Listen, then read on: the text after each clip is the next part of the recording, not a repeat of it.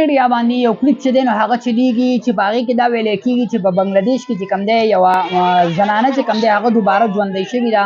تاسو سره هغه مختصر کلیپ چې کوم دی هغه شیر کوم. تاسو به زموږ سره خپله رایې چې کوم دی کمنټس کې ضرور شیر کوئ چې آیا داسې ممکن دي په دنیا کې که داسې ممکن نه دي او داسې کیدی شي او که داسې نه شي او که د دې په خبرو باندې د دې بنګالیانو په دې خبرو باندې څوک پوهېږي هغه د دې ترجماني وکړي چې دوی په دې جړا کې کمې خبرې کوي ځکه چې باقاعده کفن اغوستولی دی دې ته باقاعده غسل ورکړی دی دې ته زنه تړلې ده دې له خپې تړلې دي او دا چې کوم دی د هغې باوجود بیا راپاسي او خلک د هغې نه یریږي. راځئ دا کلیپ ګورو بیا څو خبرې کوو. Ibu jangan nangis Bu, lebih baik Ibu ikhlasin Bu ya kepergiannya Bu ya. Astagfirullahaladzim ya Allah.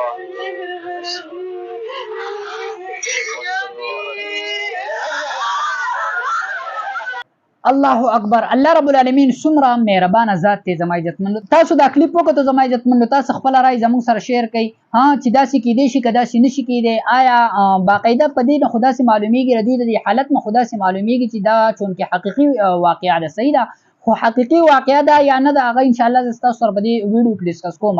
ګورئ چې د دې نه خو معلومیږي چې باقاعده دې له زنه تړلې ده، دې ته چې دی نو کفن اغوستولی دی، دې ته غسل ورکړی دی، دې ته چې کوم دی هغه خپې تړلې دي او د هغې باوجود دا راپاسي او د دې خلکو د دې چغو جړا نه هم دا پته لګي چې دا چېرته په حقیقت کې داسې شوې ده، په حقیقت کې شوې ده یا نه ده شوې. تاسو کمنټس کې مونږ ته ووایئ یا د دې واقعې چاته تحقیق وي هغه زموږ سره خبره ډسکس کړئ زما عزتمندو. قرآن مجید او حدیث مبارکه کې مونږ ته د دې په باره کې کم هدایت شوي دي.